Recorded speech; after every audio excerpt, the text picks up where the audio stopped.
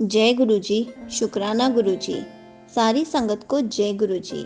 संगत जी, आज मैं आप सबको 11वीं अष्टपदी के 5वें पद के बारे में बताऊंगी। इसमें गुरु साहिब जी सारे सवालों के जवाब समझाते हैं। इसका बल ना ही इस हाथ, करन करावन सरब को नाथ।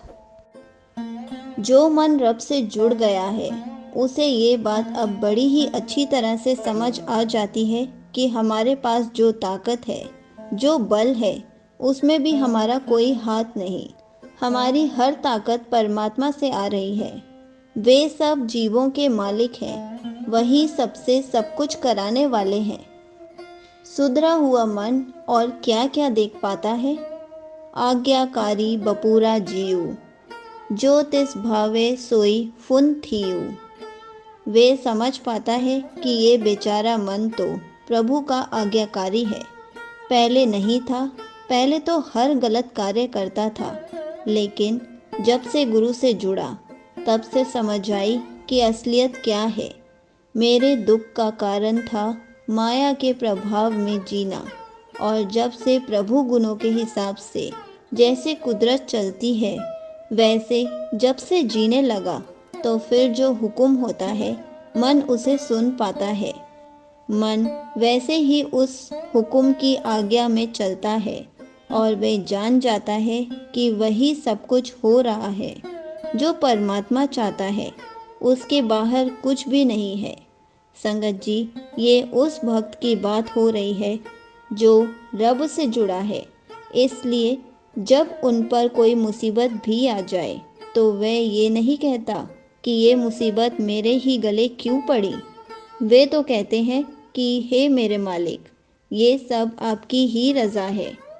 भगत जन जान जाते हैं कि इसके पीछे क्या कारण है और ये सब होना ही है, और इसके होने में भी आनंद है, सुकून है। और संगत जी, जिस दिन हमारा मन भी हुक्म को जानने लगेगा तो हमें भी कोई मुसीबत नहीं लगेगी, उसका प्रसाद ही लगेगा।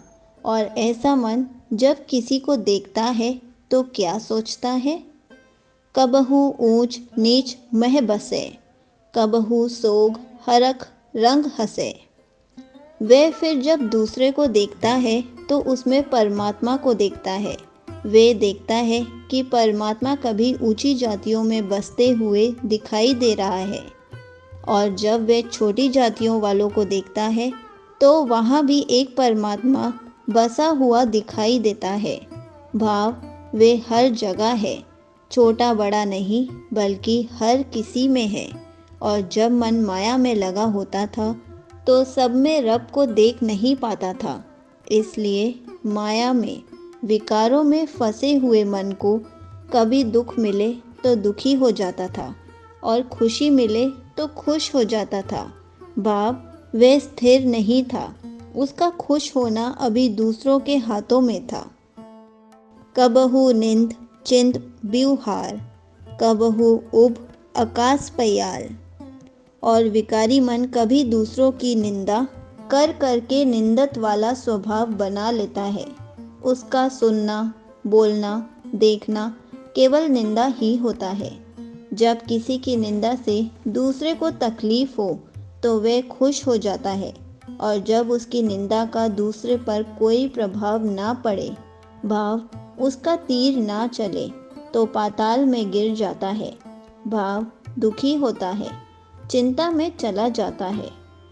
कबहू बेता भ्रम विचार, नानक आप मिलावण हार।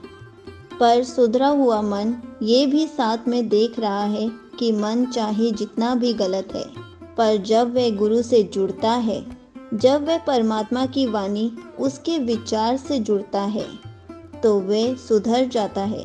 गुरु साहिब जी फरमाते हैं कि वे बिगड़ा मन जो कभी खुश में और दुख में जीता था, और वे कभी कभी भ्रम का विचार भी करने लगा, और जैसे जैसे विचार करता गया उसका मन सुधरता गया, और फिर सुधरा हुआ मन जान जाता है कि हे नानक, अपने साथ मिलाने वाला वे स्वयं परमात्मा ही है।